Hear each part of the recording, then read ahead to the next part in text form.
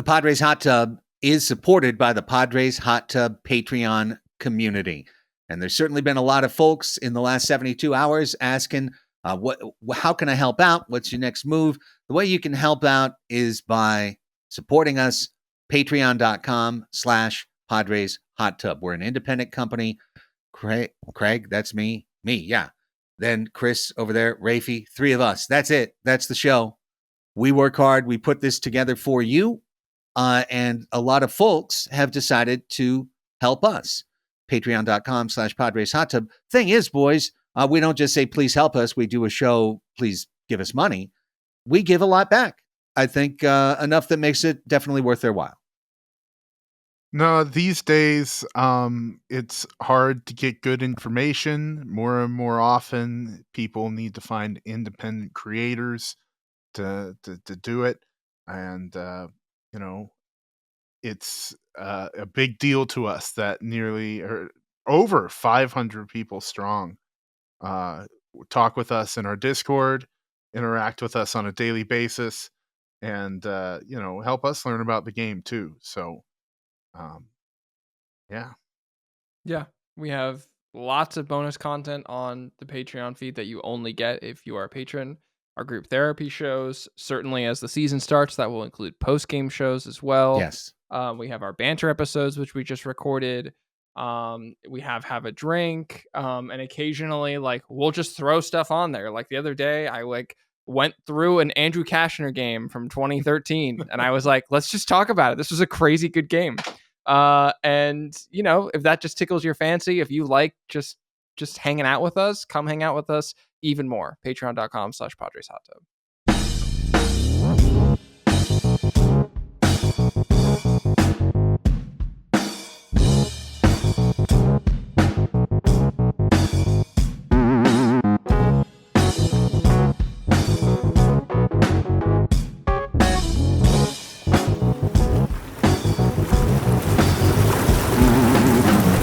Welcome to the Padres Hot Tub, everybody.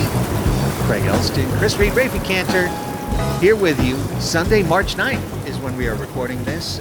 We've been on the Monday tip in the offseason. We are back to Sunday, which is where we will be most of the regular season as well for the full-time show after the season or after the weekend series is done.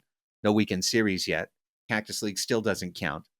But, gentlemen, we begin a tradition unlike any other.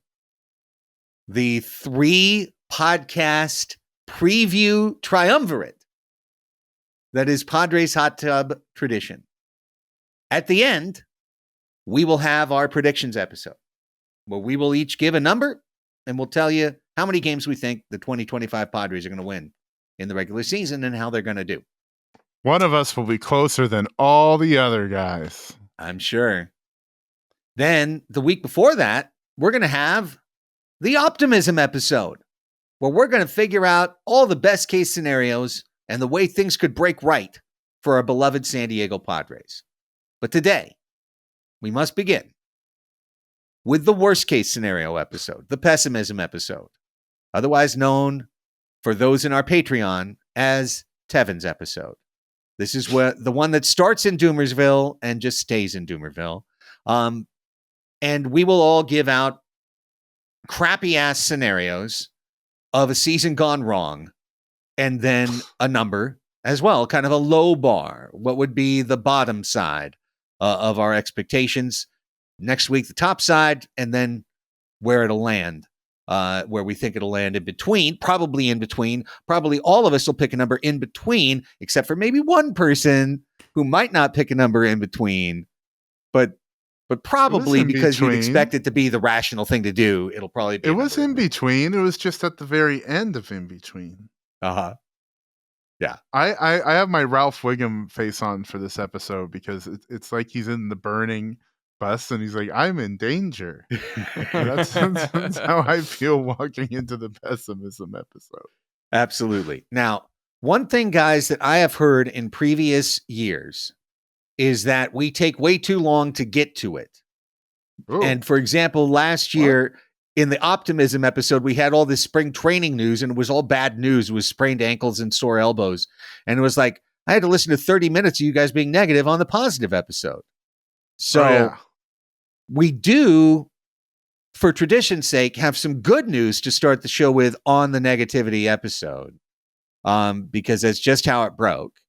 But Jose Iglesias signed with the Padres last week. Oh my OMG. God. OMG. Apparently, it came at the cost of the midday show. That was the cost of it. But like, he signed, and it was like, you're out of there. Craig, it's the move you've always wanted. Yeah, Cat's Craig paw. only gets one thing. Yeah, he only Cat's gets one paw. thing he wants. Guess what it cost? Ha ha. But I think Jose Iglesias is, of course, seeing as I've been stumping for it for months, a great signing for the San Diego Padres. I'm so happy for you, Craig. Yeah, me too. I'm Feels happy great. for the team. Yeah. I mean, there are a few really good things to take away from this. One, just, hey, Jose Iglesias, he literally hit like what, 337 last year? 337. Yeah, in limited, appearances, about 300 plate appearances, but still, he hit 337. And he brought a lot of energy and presence to an underdog Mets team that rallied behind him and his somewhat improbable music career that has just absolutely skyrocketed.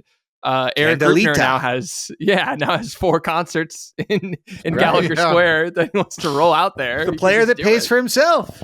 Exactly. And let's talk about that, because Jose Iglesias is a minor league deal. However, if he makes the major league roster, he is set to make $3 million, which would take the Padres over that second competitive balance tax apron. So this is a significant move, because first of all, let me just say, I hope he does make the team, because I do think that renders Tyler, the creator Wade, who hasn't really been creating much lately, obsolete. And I think that does raise the floor a little bit on this team and does make this team a little bit better. Chris, how are you feeling about Jose Iglesias? You kind of got exactly there. I look at the spot he's going to fill on the roster, and though I don't expect him to put up another 3-WAR season like he did last year, even if he resorts back to a little bit more of the guy he is typically, which is the 700 OPS. He has shown flashes where he can do better. That's great. That's a big floor raise over Tyler Wade, who is a negative WAR player. Like, great base runner. He won me over a little bit at the end of last year by being smart on the pass, bringing that real productive energy to the Gatorade baths at the end of every walk-off. The things that make you like a player. He did them all. He did all the scrappy stuff right. But at the end of the day, he's not all that great. And he's not going to help you win games statistically. Jose Iglesias will. Good defender. He can play every position in the infield. Instantly makes him better at shortstop. I like it a lot. And he was on record. I forget exactly when the interview was. I think it was right after the contract got signed, saying he's not a minor league player. Yeah. He said he was stoked to be on the Padres, but at this point in the career, he's not a minor league player. He has to be on the roster, and Wade's spot is it. Yeah, well, and he has an opt-out if he's not on the opening day roster, and he's got another opt-out if he's not on the roster, I think, at the 1st of June or the 1st of May. I forget which one it is. But he's supposed to be on the team. Now, interesting that both of you guys, targeted T. Wade, Mr. Locked In. Because I don't know, maybe. I mean, yeah, certainly on paper, Tyler Wade doesn't have a huge ton of value to this club, but I think the team is showcasing Edgar Rosario, playing him every single day in spring. Started him at shortstop the other day, started him in left, started him at second, started him at third. He's about the only Padre that's playing every single day. Yeah. And I feel like while there is a way to have the two of them on the same big league roster, I don't think you can do that and have Connor Joe. And Connor Joe Yeah. could be optioned to AAA and could start the year as a Chihuahua, not impossible. But I feel like that's where Iglesias' roster spot's going to come from, and that Tyler Wade is going to just be there picking up the Gatorade with Manny and pinch running and being the guy that they think can fill in at center field, because I don't think Brandon Lockridge right now is ticketed to make this team, which is going to leave center field backup as Hayward/Wade. Well, I would quibble with that because I think you can just put Tatis in center field and then have someone else play the corner if you're in a backup situation. You could, but are they going to? They could do anything. They could, but I mean, they haven't played Yeah. Tatis in center. That's my point. They haven't played him in center. They like if they talk about doing that and then they start playing him in center, then I'd believe that would be a safe alternative. But right now, I don't think they're going to do that. I think they're going to just put like T Wade in center and have Tatis run a longer way to get into that gap. So that I don't know. I don't know. That's up to them to figure it all out. But I would not be surprised to see Edgar Rosario traded. You can't put him down in the minors. Yeah. And I also don't think you can just 1-to-1 give Iglesias the Solano job, in which he has a month where he doesn't play at all. Iglesias is too good to not be playing. He should play fairly regularly. I don't know about every day. Should definitely be starting against left-handed pitching at second base, like bare minimum. At the bare minimum. And to be honest, the Padres are a better defensive team if Iglesias is the second baseman and Cronenworth is the first baseman and Arise is the DH. I think that he not is even though Cronenworth is an okay second baseman. I think Iglesias is a little better just because of the sure-handedness. Yeah. But it's not like Cronenworth is bad. But Cronenworth at first is definitely better than Arise. Like that just almost goes without saying. So the only they'd be better thing about in the trading Eggy is like of all these guys, literally every single one you're talking about, none of them are going to be here after this year, or at least have a guarantee. Well, actually, no, that's not true. Tyler Wade has a team option for next year. Yeah, but like the other guys will be here forever. Oh yeah, he'll be here until the dissolution of the league.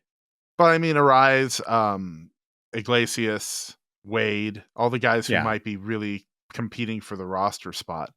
I think you're probably right in the long run, just because Eggy, the team, doesn't want to take a chance on him. They've kind of shown that the last few years by rostering veterans where Eggy would have been the utility guy, and they haven't let him do it. So, and like you say, no more options. So that definitely could happen. I just think improving the team at every single roster spot and putting guys on the team who are going to give you the best chance to win regardless of status is the way to go. And this is, like I said, this is smart. This is one of the smart things they're doing. Yeah. I really like Iglesias. I think, if nothing else, and like I'm saying, I don't want him to 1-for-1 to the Solano role, but he does give you that. Now you've got another bat to ball guy. You've got another high contact guy. You've got a guy who's a veteran that has been through a lot, that has seen it. And I think his experience and his positivity, the fact that he understands this role at this stage in his career, is going to be a extreme value to the Padres. They added a real professional to the team in Jose Iglesias, smooth operator. So very happy with that move overall for sure. Now second apron, remember that's calculated at the end of the year. So, let's see how it all plays out in the balance. I bet you they wind up under that thing when all is said and done. But we'll see how that plays. Okay, Jose Iglesias, good news. We're 14 minutes in. Let's shutter the blinds, turn off the lights, do it all. Here, make sure there's no recording equipment. Oh, wait. There's recording Yeah. Dark. equipment everywhere. Light some Dark light some now. candles. Say It's Tevin's dark. name 3 times. I'm gonna turn my Oh. hat around. I'm not saying that name once this entire time. You notice the hat I put on for this episode? Oh yeah. The Blue Pods. Blue Pods era. And we're going to do a little bit of talking, a tiny bit of talking about the Blue Pods era. It's pessimism time. You know, guys, we never really did stand a chance. You know, Padres baseball. I've been a season ticket holder since 1972, and they've never won. I just want to let you know they're never going to win. And so why do you even bother? Well, I guess if you need to, you can talk about the team, but okay. All right, let's stay on format. I who thought you goes had at least first? another 40 minutes of that. Oh, for I sure. could keep going, but Yeah. Chris, would you like to offer your Padres worst case scenario 2025? Okay, so you just kind of said it. This is the worst case scenario for the 2024 team, right? Like when I 2020. Well, what year is it? The 2025 team. Like this is for that baseball reference page, right? This isn't my pessimistic outlook on the San Diego Padres franchise page, right? Right. Okay. All right, because I want to get that clear because I think there's a good chance this team wins enough games to be like 3 games over 500, miss the playoffs by a game, and that's the worst possible thing for the team long wise. But I'll dial in on the micro. The Padres as a franchise have a .467 winning percentage, so that should tell us all that they're more likely to lose than they are to win, no matter what. What a bunch of losers! Yeah, it's already built into the DNA of the franchise. That's what I've always tried to tell you. It's built into the DNA. You can't get past it. Built into the DNA of the franchise. And last year, the most successful year the team has seen since 1998, ended in traumatizing fashion. 24 straight scoreless inning. You know, they still haven't scored, really, if you They think still about it. not once. Not once. And so this year's going to be worse, guys. This year's going to be much, much, much, much worse. Last year was fantastic. This year's going to be way worse. I want to point out, I want to reintroduce you guys to the 2021 Padres. Do you know how many players on the 2021 Padres in their starting lineup had 100 plus OPS plus? 8. Wow. Do you think we're going to have 8 guys do that this year? I don't think there's much of a chance. Count them. You think Campusano and the catchers are going to do that? Of course not. They suck. You think Jacob Cronenworth is going to do that? Yeah, there's what an albatross that contract is. And we've got years and years of it. You think left field is going to do that? They've got a 40 FV prospect with no helium whatsoever, and they got an old guy who's already made a few $100 million. That's not going to care about in Jason Hayward, and they have a San Diegan. They went out and found the best San Diegan they could in Connor Grove. So you think those guys are going to line up for 100 plus OPS at the left field position? I don't see it. I don't see it at all. The team is weaker offensively than it was in 2021. Now you go, their pitching's a lot better, right? Right? I'm not so sure. You think so? Yes. Who's their fifth starter? It relies on a wizard pitch. On a wizard pitch that Harry Potter needs to direct. He needs Snape muttering underneath his breath in order for the thing to work. Well, he said knuckleballers can never be successful in the big league. I honestly can't think straight with that voice in my head. So I guess I'm going to wrap this up. It literally drives me insane. Okay. Well, so I guess that's my cue. Is there no number? No, or do we do the numbers at the end? I think we should do it at the end. I think Okay. I think we should end the show with our Okay. win. Yeah. So, Let's go but ahead the and go basic on. case is just that the pitching isn't as good as 21, and the hitting. There isn't was as good no as 21. case that I was getting muttered at the entire time. I have Oh, no I'm case. sorry. Like, No it case? literally drove me insane. And then I kept seeing Martin Maldonado name on my sheet, and that broke me. So, yeah, Kevin AC just wrote that he might make the team. You know, Kevin AC thinks that that's our starting catcher. Yeah, I'm broken. I'm broken by Craig's inner monologue, and I'm broken by Martin Maldonado on this team. I was channeling the chat I had to deal with like the entire winter. Sounds brutal. At my previous job, just people just the whole time, and you're like, I don't know. I feel like I've okay. heard a lot of those people around Petco Park personally, Craig. There was just something Yeah. very familiar about that voice. I heard that Maybe. voice a lot.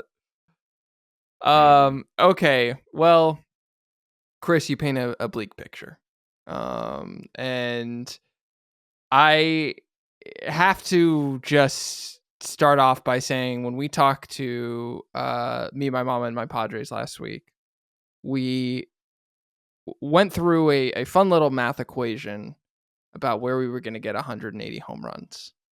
And I left that podcast unconvinced that we had the numbers.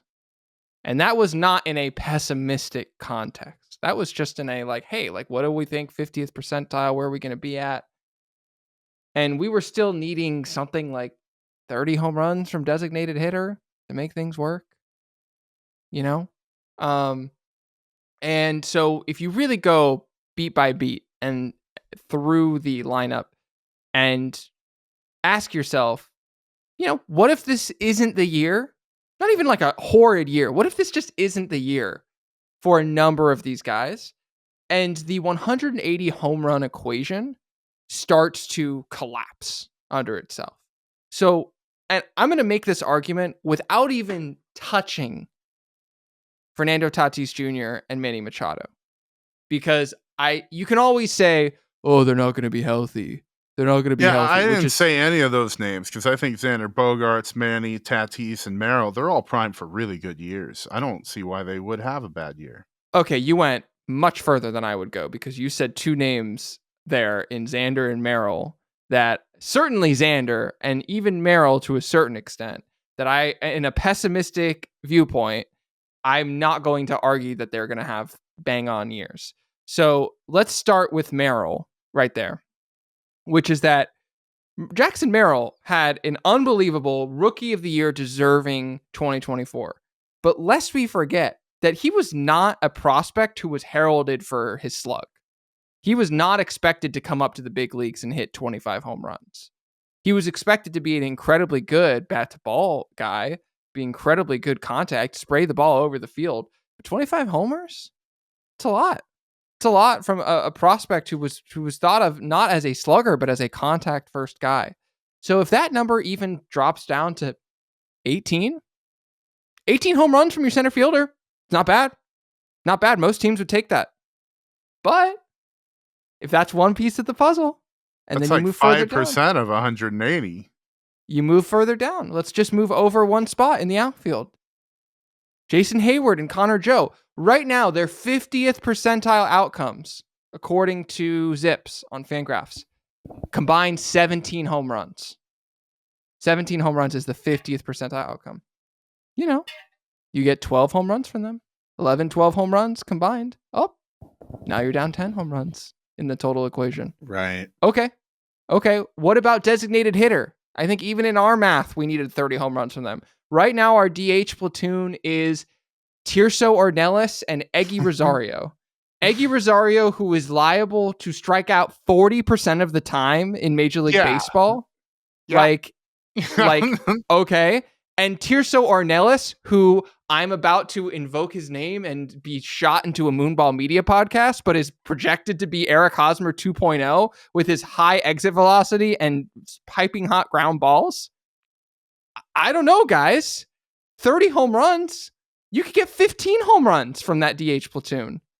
Okay? So now where are you? 12. Now now you're down 25 home runs on the equation. Okay? And then let's not even talk about catcher. Okay? Let's we had not 25 home runs from the catcher platoon. You're going to year. say a name that's going to break my brain again. And you're going to be lucky, I think, to get 15 home runs from this catcher platoon right now. Okay? So now you're down 35 home runs on the equation. Where is the slug going to come from on this team? And let's move now into the infield, where, Zips this year has put out 80th percentile and 20th percentile projected outcomes for everyone on the team. So if you want to hear some of the 80th percentile outcomes, come back next week, because I'm not going to give them now. I'm gonna give the 20th percentile outcomes, and there's 3 guys specifically that I want to focus on: Xander Bogaerts, Luis Arraez, and Jake Cronenworth. Okay, Xander Bogaerts has not really slugged since he got to San Diego. He's been battling injury.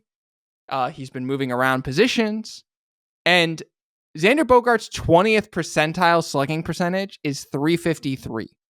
Okay. Oof. If he slugs .353, he'll still have almost 2 WAR on the season because he's playing shortstop, and you're not expecting to get a lot of production from your shortstop. But an 88 WRC plus is that 20th percentile projection, because that full slash line's 238, 304, 353. It's ugly. It's probably not going to happen, but it might. I think what's far more likely is the Jacob Cronenworth 20th percentile outcome, which he slashes 220, 297, 347, because the Padres refuse to acknowledge reality and continue to play him against left-handed pitching. Something that we know is a bad decision, but I wouldn't put it past Mike Schilt and the leadership structure of this team to continue doing something for the sake of, he's a contract guy, he's a veteran, he's earned his spot, we're going to play him. That would be an 83 WRC plus, by the way.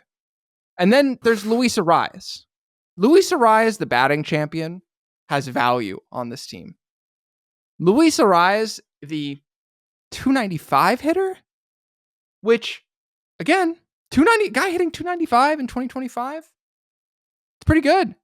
But Luis Arraez's 20th percentile outcome is even worse. It's a 272, 316, 351 slash line. That's an 89 WRC plus. And if you're having that at either first base or designated hitter, oh man, that's not going to move the needle at all whatsoever. Those are 3 outcomes which together are unlikely, but on their own, one of those guys having one of those years, entirely possible. Entirely possible. I also just put Campusano never recovers from his time as being a Ronin in feudal Japan.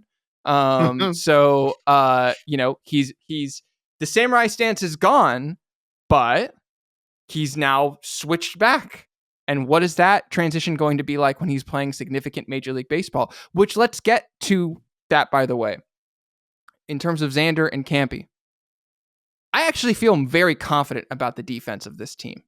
I feel quite confident. I'm not going to, I think that left field's going to be fine. We already know center field and right field are good. I think this team is going to figure itself out very well, except in 2 positions.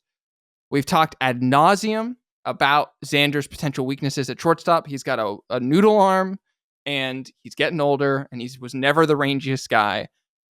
And you put those things together, transitioning back from second base could potentially spell trouble. Here's another thing that I actually think is quite possible, quite likely even. Elias Diaz is a great defensive catcher, but the question of whether or not he can be a viable major league bat is entirely up in the air. And if he has a Martin Maldonado, another player in the Padres organization, regression, what? Jesus Christ. If he does, and then Luis Campusano then has to take the brunt of the catcher platoon and could potentially lead the league in passed balls, that's something that could happen on this team. Here's another one. No viable 5th starter. Chris, you talked about this a little bit. Matt Waldron doesn't figure out his knuckleball. Kyle Hart has just been passed by Major League Baseball. He's not a viable pitcher anymore because he doesn't throw hard enough. Randy Vasquez remains completely incapable of throwing to left-handers. Like, those are all things that are entirely possible that could happen. Petco Park remaining a hitter's paradise, hurting one pitcher in specific, Nick Pivetta, an extreme fly ball pitcher who is now coming to San Diego and theoretically benefits from moving out of Boston. But if Petco Park is what it was for the first 3 months of last year, it could actually hamper him. Some quick bullpen stuff. Suarez continues to post an unimpressive strikeout rate. Jeremiah Estrada turns into the frog he was on the Chicago Cubs instead of the Prince Charming that we have now. Yuki Matsui continues to struggle in adjusting to Major League Baseball. Morejon regresses. Wandy Peralta throws more than 35 innings. Like that's just it's a bad thing. And my last thing that I will say is that Yuli Gurriel makes this team. That in general is just a pessimistic. It just starts us on the wrong note. I like it. Okay. And with that, I cede the floor to the gentleman from La Mesa. Well, I do feel bad for doing a mopey bit during Chris's. So if you'd like to do any sort of character during the course of mine, feel free. I think you've been pretty all encompassing there, Raphie, in terms of the positions that you could imagine this team struggling. And I would look at it more 2023 style. What if we wind up with positions that simply just don't work? You went into those percentiles, so I don't want to. So I don't want to. The carpenters, the cruises. So what if in May we've already released Jason Hayward and Connor Joe? And because they're terrible. They just don't do anything right. And then Terso's out there and he can't catch a fly ball and he's not that much better offensively. And now we're really looking outside the organization. And just like, who's going to be our left fielder? We just really we can't find it anyways. Can't find him anywhere. You brought up the catcher. What if we just have an absolute zero there? What Diaz is washed, Maldonado is washed. Somehow he makes a team. It burns us. It burns us. Campy stuck in AAA, hitting some homers for El Paso. All. Like you said, Raphie, it's not likely all of these things happen, but it's certainly possible.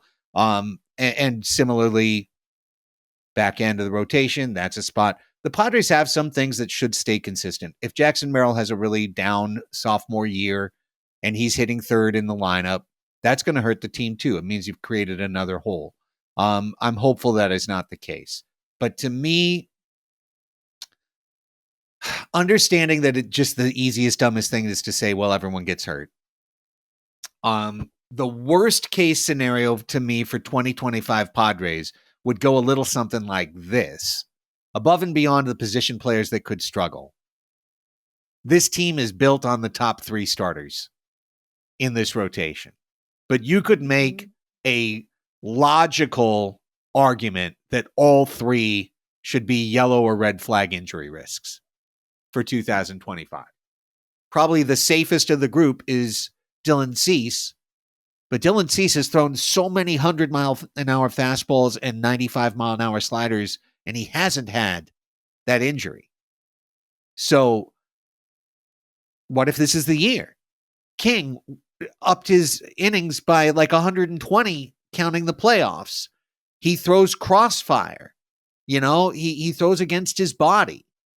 And Darvish, misses time. He just misses time. He's getting older. We're getting to that stage in his career where you can't know if he's not going to have a problem. Sweeties, if you look at the chances of pitchers that are older than 36 and pitch one more than 150 innings in a season, that list isn't long, my dears. That list is very short. It's true. So the worst case scenario, because here's how I see things the way AJ has set it up. AJ has set up a team that has an opportunity to be really, really good. Like 90s wins good. I think he's done that. But I think he also has set up a team that has the flexibility that if they're not very good at midseason, he's going to be the number one player at the deadline. because he's going to have Cease and King and Arise, all guys that he could move off of this team and restock. And it could be a quick pivot, right? Like, hey, we went for it. It didn't work out. But look at this pivot. Boom. Treasure trove of stuff comes back. We're all set for 2026. We weren't going to keep Cease and King anyway. It's all good. But if those guys aren't available to be moved, if they wind up in an injury list situation and they are just off the board in July and August, now it's a disappointing year that we didn't get anything for our expiring assets, and then they walk out the door at the end of the year anyway. It's not like, oh, well, they got hurt, so now they're going to come back and sign for us for a song.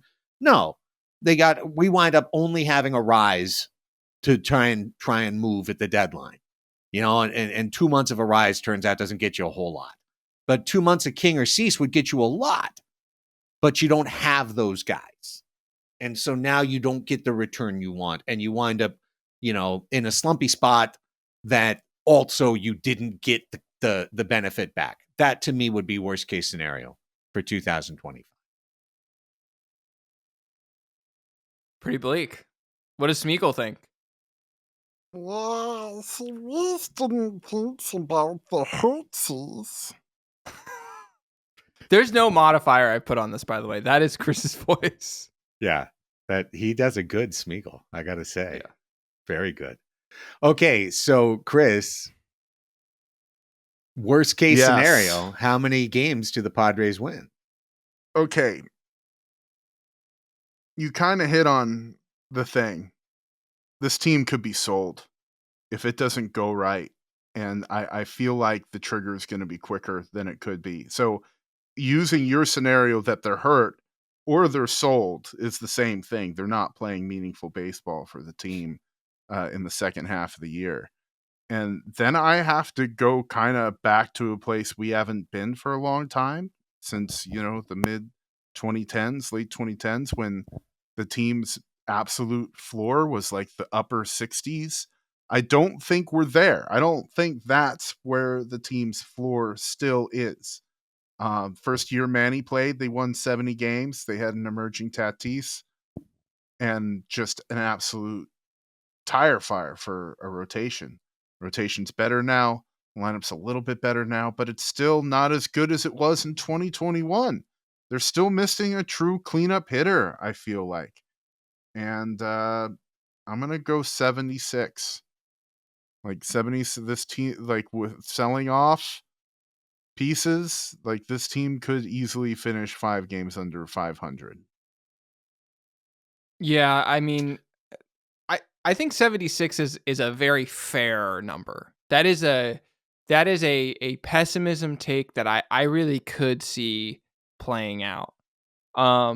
I'm going to go a little bit darker than that, but not much. And I think I would just say that, like, in the scenarios that I laid out, you're seeing multiple guys kind of in a syzygy of sorts lining up in their bad years. And, we always say, like, we don't want to throw injury into our calculus because that's too easy to say, oh, so-and-so's arm blows out or whatever. But I would say my win total probably reflects guys getting playing time that ought not to get playing time. And that typically would happen via injury. So in my pessimism take, if we recall back in 2019, the team went into the All-Star break, I think at or above 500. Yeah, like right around there, yeah. Yes. And they ended up finishing the season with 70 wins. I don't think the 2025 Padres are going to go that low.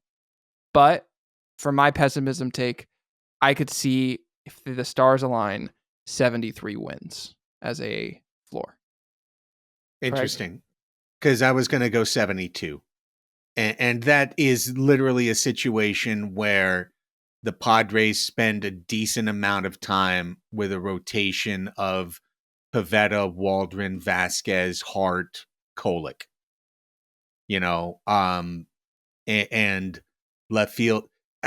and that start that you hoped was a good start before guys started to go down winds up being hampered and being a lot more 500 because left field is just a complete zero, catcher's just a complete zero, Bogarts is just a never gonna be. I think every worst case scenario involves Xander Bogaerts hitting 250 with 14 homers, and 26 double plays, and he's still in the middle of the lineup in that random 2-hit game. Hey, looks like Bogey's heating up. Like, no, he's not.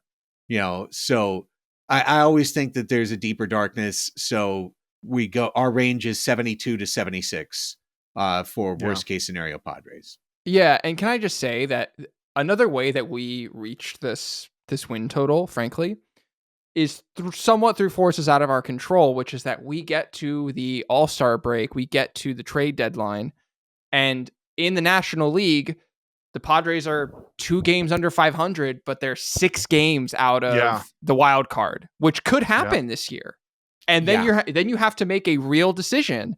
Okay, you're 2 games under 500, but you have Dylan Cease and Michael King on expiring contracts. You have potent bullpen arms that you could go and you could potentially retool for 2026. And then, Craig, to your point, there could be a situation where you have that nightmare rotation you just listed, and it actually has not come through injury. And yet there's 2 months of the season where that is the case. You'll remember 2021, Yu Darvish was out with his hip problem. Blake Snell was out with another thing right smack dab in the middle of the season.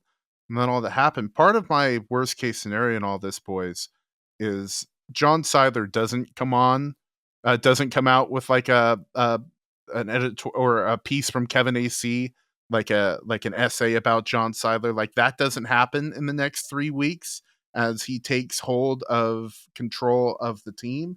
And this spending being over the cap is something he doesn't want to be if the club's winning. So the trigger is that much quicker on trading away assets that will bring you future value. Yeah. Well, I've turned on the light, so I'm no longer entertaining as many dark notions as I was willing to with my cap turned backwards and my mopey face. I missed it. I missed your wardrobe change. Lights back on, feeling much better about things. But yeah, like, I don't think the worst case scenario for the Padres is that they have a not great year. I think the worst case scenario for the Padres is that this becomes a complete waste of a year. 2025 should be a go for it year, and it is a go for it year. We've pushed over the luxury tax. Now we're flirting with the second apron. The team is really well, for the most part, I think, well built, but it does have that troubling 2023 style. Like, is left field going to be good? Is it going to be okay? Is DH going to be okay? Is catcher going to be okay? And that's 1/3 of the lineup. And so many games in 2023 got killed by the 7, 8, 9 in the lineup just being a complete black hole. And I can imagine the Padres having a black hole 7, 8, 9, especially if Maldonado makes this damn team, or Gurriel.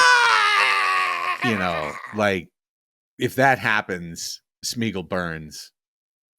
And at least we have that going for us. But that AC piece just blows my mind. It's like a preemptive excuse for something terrible that everybody knows is wrong.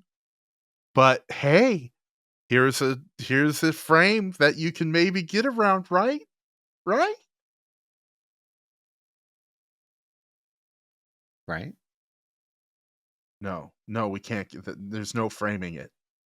Okay. Even though that's what that's the reputation otherwise. There's no framing having a guy with a 100 batting average on your major league team.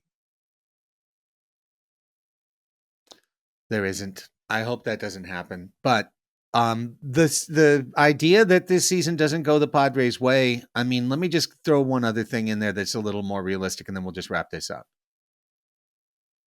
The Reds could be really good. Yeah. Like, there's another way that it just all doesn't work out for the Padres. The Diamondbacks Yeah. wind up being actually the second best team in the National League. Like everything clicks in. And LA is great, but Arizona's right there. They win high 90s. Okay, well, where are those wins coming from? Some of them are coming away from us. Then the Reds are good. The Cubs are good. The Pirates take a step forward. What if that, threesome at the top of the rotation just kicks ass? There's 3 really good teams in the National League East, but what if the Nationals, what if the young guys we traded, James Wood and Mackenzie Gore are all-star, and CJ Abrams are all all-stars this year? Obviously now That's the true. Yeah, now that's the true Tevin's Tevin. edging at this point, but That's but- what I thought. but like, all of those things could put the Padres into a spot where for all of the King's horses and all the King's men, they're just the 9th best team in the league, and there's just nothing to be done about it. Like that's a terrible scenario for the Padres. There was a team you didn't mention, Greg. The call is coming from inside the house. The San Francisco Giants are the 3rd best team in the NL West. Right. I'm not kidding. Like there are projection systems that only have us as 1 to 1.5 wins better than the Giants. Okay. And What if I think that is Jung Hoo Lee is really good? Yes. Lamont late night Lamont finds his magic again. Logan Webb has a potential Cy Young season. There are Willie ways in Adames which, is good. Right. Yes. Yeah. There are ways in which the Giants, I'm not going to go so far as to say that they are cresting 90 wins, but if they get to 85 wins, which I don't think is out of the realm of possibility, some of those are wins that ought to belong to the Padres that they're not getting. So yes, you could see the Padres winning 82 games and having the 4th best record in the NL West. It's possible. Yeah. Yeah, it is possible. But enough of all this. That was the worst case scenario, the pessimism episode. And our blow bar has been set somewhere between 86 and 90 losses, or if you want to put it the other way, 72 and 76 wins. That's where we see it falling. Next week, if you didn't like this, stay tuned. Next week, it's Sunshines, Rainbows, best case scenarios. It's the optimism episode where we set the high bar. What's the best the 2025 Padres could do? What if it all came together? What would it look like? We'll talk about What that. if they traded week. Jacob Cronenworth? Is that the best case scenario? I don't know. Are we like getting the Cy Young winner back for him? And that's Definitely going to be in my optimism. It's definitely there. Like in the story of us going out and enjoying succulent shellfish, Jacob Cronenworth is on a plane. Like we're waving bye to him. Ta-ta. oyster in hand. Yeah. Bye. I'm imagining he's on the dock. We're all the 3 of us are on a dock, and he's on a cruise ship and we're holding like a Bon Voyage sign, and we're Yes. waving pageant waves. All right. We wave goodbye to this episode of Padres Hot Tub. Don't forget patreon.com/Padres Hot Tub. Join the community. Chat with us every single day. I don't know if we'll have a group therapy coming up this week. Something would need to happen probably, but nonetheless, we're heading toward the regular season, toward regular weekly group therapies, post-game shows galore, and so much more. So check it out for yourself. Patreon.com/Padres Hot Tub. For Chris and Raphie, I'm Craig. Talk to you next week. Go Padres.